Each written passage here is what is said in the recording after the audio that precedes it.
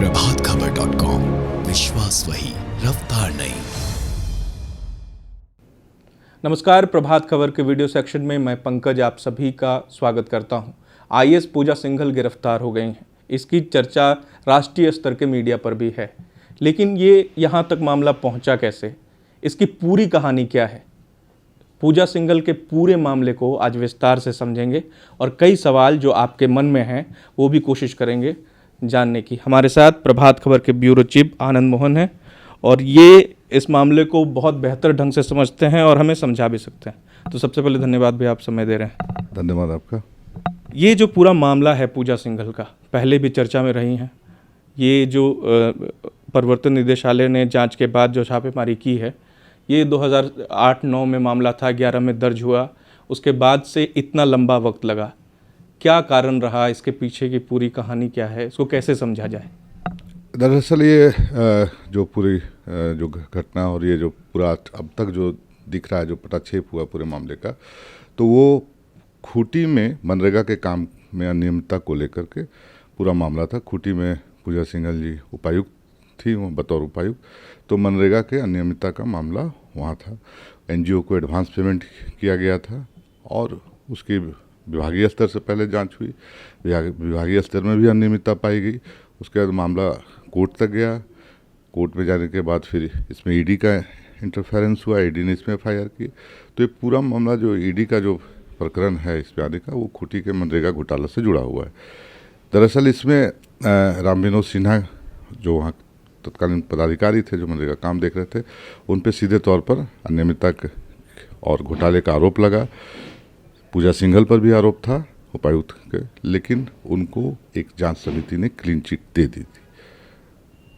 इसके बाद फिर राम विनोद सिन्हा की पूरी गवाही हुई। उसके फिर उन्होंने अपने जिन जिन लोगों का नाम लिया, उसमें उन्होंने जो सूचना है उसमें पूजा सिंघल उपायुक्त के बारे में भी बताया कि कट मनी 5% कमीशन जाता है। ये सारी चीज़ों पर ईडी फिर आगे की कार्रवाई की। अच्छा, जैसे वो जिला में पदस्थापित हुई खूंटी में, उसके बाद से ही आरोप लगते रहे। उसके बाद कई जगहों पर वो पदस्थापित रहीं, उस हिसाब से मामले भी आते रहे, चर्चा होती रही। जांच क्यों नहीं हुई इस पर? एक तरह से कहें कि अभी भी जो चर्चा है राजनीतिक तौर पर, जो गेंद एक पाले से दूसरे पाले में फेंकने की जो कवायद हो रही है, भाजपा और जो जेएमएम है, वो दोनों एक दूसरे के शासनकाल पे एक तरह से जांच की बात कह रहे हैं। क्या कारण रहा? अगर उस वक्त ही जांच हो गई रहती तो ये मामला आज इतना बड़ा नहीं होता। देश में जो चर्चा हो रही है, एक तरह से झारखंड जिस तरह से बदनाम हो रहा है कहें तो ये अब नहीं होता। हाँ, एकदम सही बात है आपका पंकज, आपने एकदम सही मौजूद सवाल उठाया है। एक तो इस पूरे घोटाले को, पूरे चीज़ों को मतलब ढकने का काम, हाँ, सत्ता में बैठे जब जिन लोगों ने रहा उन लोगों ने इसको किया। मैं बताऊं आपको, सबसे बड़ी जो पंचायत है विधानसभा, उस विधानसभा में ये मामले कई बार आए। इस मामले को लेकर मुझे याद है 2012 बजट सत्र में ये मामला उठा कि चतरा और खूंटी में जो तत्कालीन उपायुक्त पूजा सिंघल के टेन्योर में जो अनियमितता हुई है, उन सवालों को तो उन सवालों से उस तत्कालीन सरकार भागती रही एक किस्म की। और जब विधायिका कार्यपालिका को अकाउंटेबल नहीं बनाएगी, जब विधायिका की पकड़ उस पूरे कार्यपालिका पर नहीं होगी, तो ऐसे ही चीज़ें सामने आती है, ऐसे ही बड़े घोटाले सामने आते हैं, ऐसे ही बड़ी चीज़ें बेपर्द हो जाती है। तो उस दौरान जो विधानसभा कवर करते हुए जो मुझे याद आता है कि जब भी ये सवाल आता था तो ये सवाल हो हल्ला हंगामा में गुम हो जाता था। इसमें प्रमंडलीय आयुक्त 2012 में उनकी जांच रिपोर्ट थी, नितिन मदन कुलकर्णी की। उसकी मांग हुई कि वो जांच रिपोर्ट सदन में ले हो कि भाई चतरा में भी सेम यही हुआ। दो एनजीओज को पहले पैसा दे दिया गया, एडवांस पैसा दिया गया 4 करोड़, और एक एनजीओ को 2 करोड़ रुपये अग्रिम भुगतान हुआ। तो इस पर भी जांच समिति बनी। नितिन मदन कुलकर्णी की रिपोर्ट थी, रिपोर्ट विधानसभा में ले करने की बात हुई कि इसको ले किया जाए, और जो संबंधित जो दोषी अधिकारी हैं उन पर भ्रष्टाचार की कार्रवाई हो। हमेशा छोटे लोगों, छोटी मछलियां को पकड़ने की जो प्रचलन रही है, वही घाव आज बन के नासूर बन करके उभरा है। कुल मिलाकर के आप इस चीज़ों को समझें कि छोटे लोगों को, छोटे पदाधिकारियों को आप कार्रवाई कर दो, हाँ, उच्च शीर्ष पद पर बैठे हुए लोगों को छोड़ दो, तो वो फिर जब एक कार्यपालिका उस तरह से फिर जिसको कह जाते हैं कि अनियंत्रित होती है, जब उसको लगता है कि विधायिका का कोई इकबाल नहीं है, विधायिका कुछ कर नहीं सकती है, हाउस से कोई मामले बाहर आने के बाद कोई कार्रवाई हो नहीं सकती है, तो इस तरह की चीज़ें सामने आएंगी।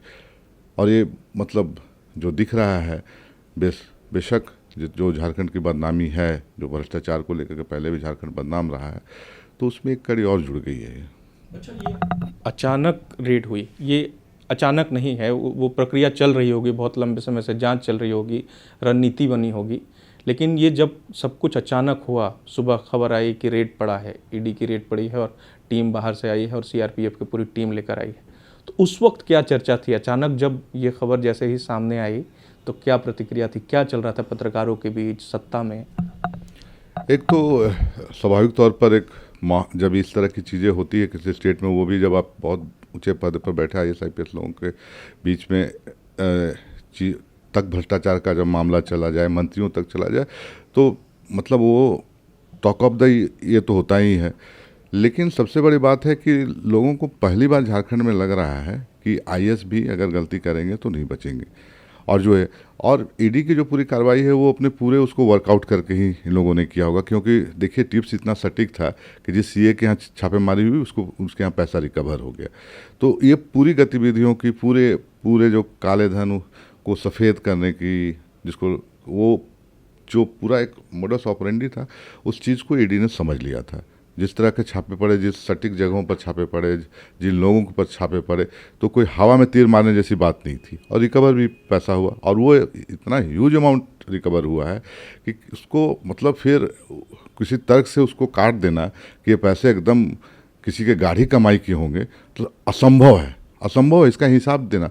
और आप सबसे मज़ेदार बात देखिए कि जो सीए, जिस सीए को पूरे फाइनेंशियल करप्शंस की जानकारी होगी, उसको ये जानकारी होगी कि अगर इतना पैसा अगर किसी के पास से रिकवर होता है तो उसके क्या क्या आपराधिक चीज़ें सामने आ सकती है और किस तरह के उस पर मामले बन सकते हैं, और वो सीए इतना पैसा अपने पास रखता है। इसका मतलब उसको एक मतलब जिसको कहा जाए कि एक पूरी व्यवस्था में इतने रसूखदार लोगों से संपर्क होंगे, हाँ, उसका मनोबल इतना ऊंचा होगा कि इतना काला धन रख करके भी वो इत्मीनान से रह रहा था। तो एक बड़ी बात है कि आप ये देखिए कि जो इसमें शामिल लोग हैं, उनके कॉन्फिडेंस को देखिए आप, उनके गलत करने के कॉन्फिडेंस को आप देखिए, कितना पैसा जमा करके रख रहे हैं और वो मतलब एकदम पूरी तरह से इत्मीनान है कि कुछ होना जाना नहीं है। क्योंकि संपर्क और मतलब जिसको कहा जाए कि उनका उठना बैठना, हाँ, वो जिनके बीच में जिन काले चीज़ को सफ़ेद करने के लिए जिनके पास जाते हैं, वो लोग बड़े बड़े लोग हैं। अच्छा, कई बार ऐसी खबर आती है जो प्रवर्तन निदेशालय के बाहर अभी भी भीड़ है, पत्रकारों की भीड़ है, आम लोग भी उधर से गुजर रहे हैं तो जानना चाहते हैं कि क्या है। अखबार में पिछले 2-3 दिनों से फ्रंट पेज पे खबर आ रही है, हमेशा ये चर्चा रहती है कि किसी मंत्री का नाम ले लिया, किसी अधिकारी का नाम ले लिया, क्योंकि ये पूरा जो मसला है इसमें कई और लोग शामिल होंगे, तो इसको लेके भी कहीं चर्चा है कि किसका नाम आ सकता है, कौन किसका नाम वो ले सकते हैं। देखिए इस तरह को चीज़ें आती है सामने, और इस तरह का इतनी बड़ी खबर जब होती है, जब उसके पीछे आपाधापी होती है खबरों को लेकर के पत्रकारों के बीच में, तो गलत सूचनाएं बहुत परोसी जाती है, बहुत ही गलत सूचना, माने हेयर एंड से वाली सूचनाएं जो है, गॉसिप वाली सूचनाएं, हाँ, वो जो बाजार की सूचनाएं होती है, वो जिसका कोई ऑथेंटिसिटी नहीं है, वैसी सूचनाएं परोसी जाती है। मैं इस पूरे प्रकरण में आपको बताऊं कि प्रभात खबर ने जिस ढंग से रिपोर्टिंग की है, और प्रभात खबर ने जिस तरह से तथ्यपरक चीज़ें दी है, और हम बेबुनियाद झूठ के और मनगढ़ंत चीज़ों से दूर रह करके कि किसका नाम, इसका नाम, उसका नहीं, जो हो रहा है, हाँ, इसकी संभावना है, या जो एकदम विश्वस्त सूत्रों से जो जानकारी मिली है, उसको प्रभात खबर ने देने की कोशिश की है। और इस तरह के मामलों में आपकी पत्रकारिता का भी ये मूल होना चाहिए कि भाई आप किसी भी एजेंसीज के किसी भी बड़े मामलों में आप उसको एक भटकाव के रास्ते पर दौर पर नहीं ले जा सकते कि आपको, और इस तरह की एजेंसियाँ फिर उसको वो काउंटर भी नहीं करती हैं, आपको जो मन है उसको लिखते रहिए, उसको काउंटर करने का भी नहीं, और वो आपके प्रति अकाउंटेबल भी नहीं है कि आपको बताना उसके लिए ज़रूरी है, वो उनका काम है इन्वेस्टिगेशन, वो करेंगे। आप खबरों के प्रति कितने ईमानदार और कितनी ईमानदारी से खबरें दे रहे हैं, और किसी को बिना टारगेट, बिना बायस्ड आप रिपोर्टिंग कर रहे हैं, ये बहुत ही बड़ी परीक्षा का समय होता है पत्रकारिता के लिए। अच्छा, ये हालांकि सवाल थोड़ा सा ये इस तरह का है कि जो बहुत उत्सुक लोग हैं वो कर देंगे, उनमें से एक मैं भी हूँ, इसलिए कर दे रहा हूँ आपसे कि आगे क्या होगा, चूँकि जांच चल रहा है, अभी कई चीज़ें और पूछताछ में होनी बाकी हैं और ये निलंबन की प्रक्रिया भी शुरू हो गई है, फाइल चली गई है मुख्यमंत्री के पास। आगे की प्रक्रिया क्या है, किस तरह ये मामला आगे बढ़ेगा, कोर्ट तक कब तक पहुँचेगा और क्या सज़ा हो सकती है, इसका कोई अनुमान है? देखिए, ईडी के केसेस में है कि आपको ईडी ने जो लॉन्ड्रिंग के चार्जेस, पहले कि एक तो पैसा ऐसे जगह पंप हुआ जहाँ से पैसे के वाइट होने की संभावना होगी, ईडी को अगर पता होगा, ये पता लगा कि इसका निवेश ऐसे जगह पे किया जा रहा था जो पैसा घूम करके फिर वाइट होता। अगर उसकी वैसी सूचना होगी तो आपराधिक मामला है, दर्ज होगा, सज़ा हो गई, जेल हो गई और बड़े एजेंसी उसको भी जांच का जिम्मा मिल सकता है। और लोग अगर इसमें आएंगे और उनको लगेगा कि भाई जांच का दायरा और बढ़ाना चाहिए तो दायरा बढ़ सकता है। ऐसे समय में कोई भविष्यवाणी आप सटीक कर नहीं सकते हैं। यहाँ पर कोई ऐसा मौसम विज्ञान का रडार लगा हुआ नहीं है कि जिसको आप देख कर चीज़ें तार से तार जुड़ती जाती हैं। तो इसको लेट अस सी कि क्या होता है, देखना चाहिए आगे।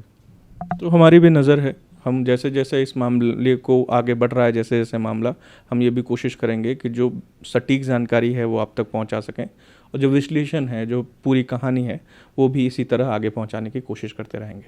तो धन्यवाद कि आपने पूरा वीडियो देखा। नमस्कार। प्रभातखबर.com, विश्वास वही, रफ्तार नहीं।